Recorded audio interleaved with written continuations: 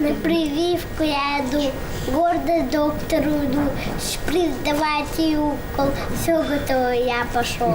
И страшно, болезнь тяжел. Все меньше теперь на земле.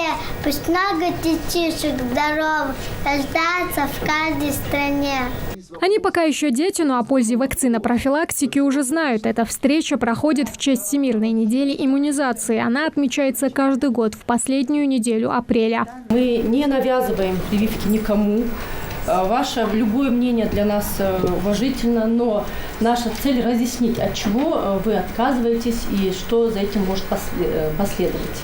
Иммунизация признана одной из самых успешных и эффективных мер охраны здоровья. Сегодня, благодаря прививкам, человек может защититься от 27 серьезных заболеваний, будь то оспа, полиомиелит или гепатит Б. Вакцина – это иммунобиологический препарат. В нем содержатся убитые, инактивированные частички тех микроорганизмов, которые входят в организм человека и убивают, то есть вырабатывают антитела. Именно эти антитела встречаются с заболеванием, когда ребенок заражается этой болезнью, и тем самым происходит в организме реакция с победой, конечно, организма.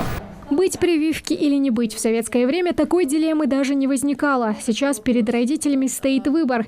И многие не делают прививки по той простой причине, что верят слухам. Но Магомед Батыров не из их числа. Все его 4 детей прививаются согласно национальному календарю. Серьезно отношусь к этим вещам. Это не просто слова. Вам сегодня кажется, это просто разговор был на камеру. Нет, это не так. Это не должно быть так. Мы должны очень серьезно относиться к своим детям, потому что если мы подвергаем их риску, то подвергаем чужих детей. Об этом нельзя забывать. Это очень серьезно. Потому что время неспокойно, вы знаете, сейчас болезни по всему миру. И тем более, если это все делается бесплатно. Это все делается бесплатно. И это доступно.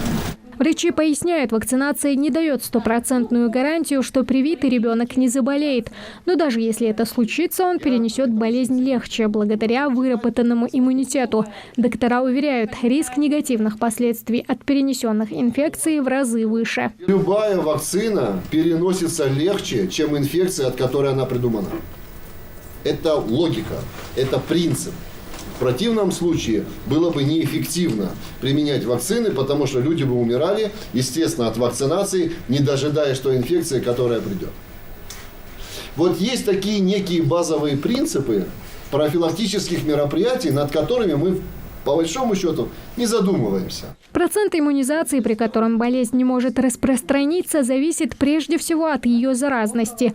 К примеру, чтобы остановить корь или коклюш, привиты должны быть более 90% населения. Поэтому медики советуют родителям тщательно следить за здоровьем своего ребенка. Я очень надеюсь, что вот наша активная работа и в течение года, и в течение именно этой недели, когда весь мир говорит о вакцинопрофилактике, все-таки какой-то эффект будет. Если даже несколько человек, а они уже есть, потому что после нашего мероприятия подходили со мной родители, разговаривали, которые придут вакцинироваться. Если даже несколько человек пересмотрят свое отношение к вакцинации и к профилактике тех вакциноуправляемых заболеваний, то мы будем считать, что мы успешно поработали эту неделю. Сделать необходимые ребенку прививки можно в любом медучреждении. Прививать своего ребенка или нет решают родители. Но не стоит забывать, что своим выбором они подвергают опасности не только своих, но и чужих детей. Тамара Хашагульгова, Рамзан Зурабов, Новости 24.